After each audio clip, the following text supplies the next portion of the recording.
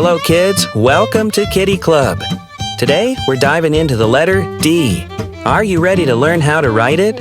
Let's start tracing together. First, let's trace the capital D. Ready?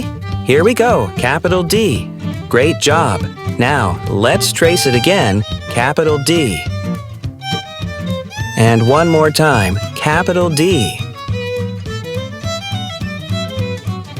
Now let's move on to the small d. Let's trace it together, small d. Awesome. Again, small d. And one last time, small d. Fantastic tracing, everyone. Now, can you find the dia egg? You did it!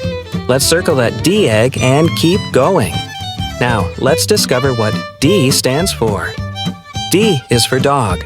Let's all say it together. Dog, dog. D is for duck. Can you say duck with me? Duck. D is also for door. Can you say door with me? Door. Look at that doll. D is for doll. Let's say it together. Doll. And here's a drum. Can you say drum with me? Drum. You all did such an amazing job with the letter D today. I had so much fun, and I hope you did too. See you next time, kiddies.